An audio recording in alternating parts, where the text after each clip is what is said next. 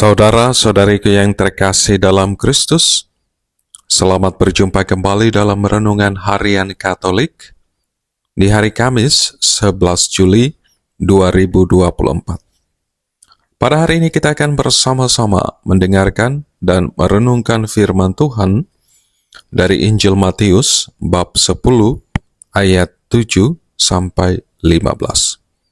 Dalam nama Bapa dan Putra dan Roh Kudus. Amin. Tuhan bersamamu dan bersama rohmu. Inilah Injil suci menurut Matius. Dimuliakanlah Tuhan. Pada waktu itu, Yesus bersabda kepada ke-12 muridnya, "Pergilah dan wartakanlah, kerajaan surga sudah dekat. Sembuhkanlah orang sakit, bangkitkanlah orang mati, tahirkanlah orang kusta, usirlah setan-setan. Kalian telah memperolehnya dengan cuma-cuma, karena itu berilah pula dengan cuma-cuma. Janganlah kalian membawa emas atau perak atau tembaga dalam ikat pinggangmu.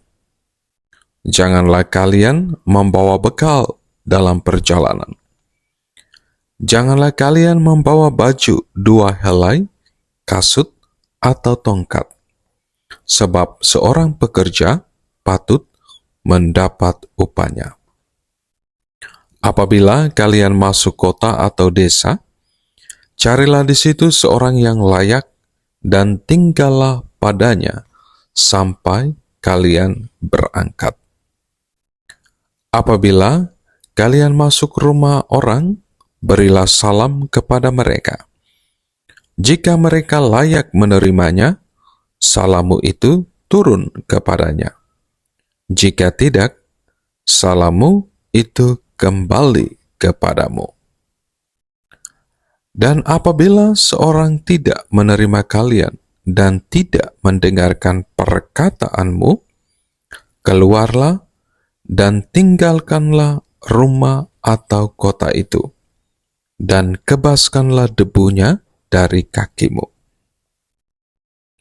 Aku berkata kepadamu, sesungguhnya pada hari penghakiman, tanah Sodom dan Gomora akan lebih ringan tanggungannya daripada kota itu." Demikianlah Injil Tuhan.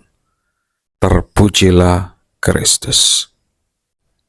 Saudara-saudariku yang terkasih dalam Kristus, hari ini bersama gereja kita memperingati Santo Benediktus Abbas, seorang imam, juga seorang rahib dan petapa yang mempersembahkan seluruh hidupnya secara total untuk melayani Tuhan, dekat dengan Tuhan, dan juga bekerja untuk membangun kehidupan setiap orang yang ada bersamanya, yang ia jumpai. Santo Benediktus memberikan teladan bagi kita sekalian untuk selalu menjaga keseimbangan antara kerja dan doa. Karenanya, apapun yang hendak kita lakukan, kita harus selalu menyertakan Tuhan. Kita harus memohon bimbingan, penyertaan Tuhan sendiri, berkat dari Tuhan sendiri. Semua yang kita lakukan hendaknya semata-mata untuk memuliakan Tuhan dan melayani orang-orang yang ada di sekitar kita, secara khusus mereka yang miskin dan sungguh-sungguh menderita. Saudara-saudariku yang terkasih dalam Kristus, perikop Injil yang kita dengar bersama hari ini mengisahkan Yesus yang mengutus para muridnya untuk mewartakan bahwa kerajaan surga sudah dekat. Perutusan Yesus disertai dengan kuasa yang diberikan oleh Yesus sendiri kepada para muridnya, yakni kuasa untuk menyembuhkan orang sakit, membangkitkan orang mati, mentahirkan orang kusta, dan mengusir setan-setan. Dalam menjalankan tugas perutusan ini, Tuhan Yesus juga mengingatkan para muridnya untuk jangan membawa apapun.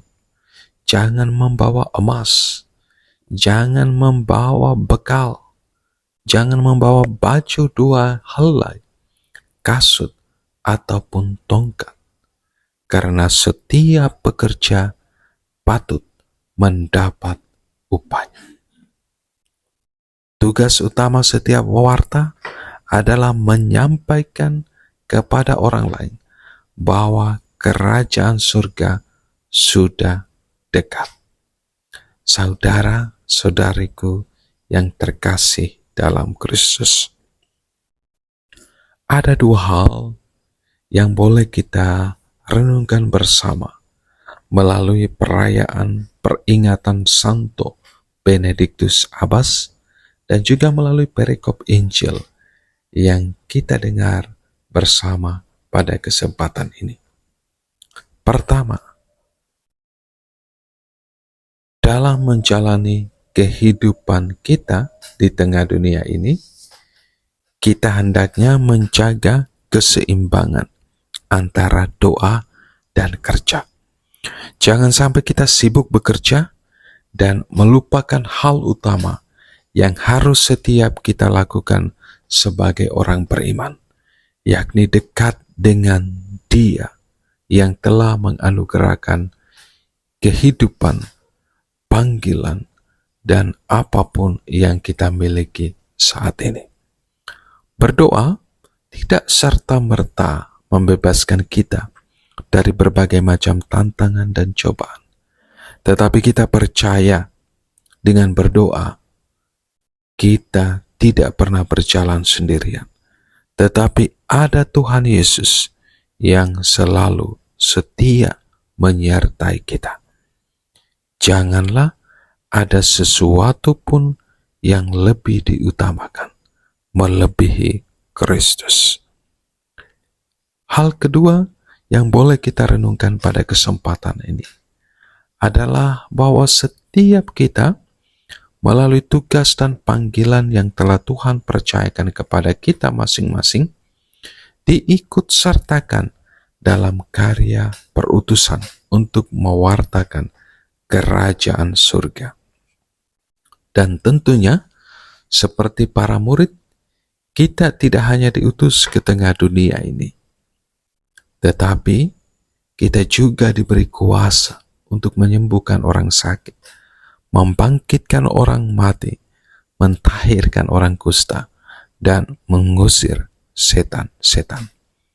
Karenanya kita harus tetap percaya dan setia dalam tugas perutusan kita. Kita juga harus percaya pada penyelenggaraan Tuhan akan berkat-Nya untuk setiap kita yang dengan sepenuh hati mendedikasikan hidup kita, mempersembahkan hidup kita untuk karya pewartaan Injil. Tuhan mengingatkan kepada kita sekalian bahwa setiap pekerja patut mendapat upahnya. Saudara, saudariku yang terkasih dalam Kristus,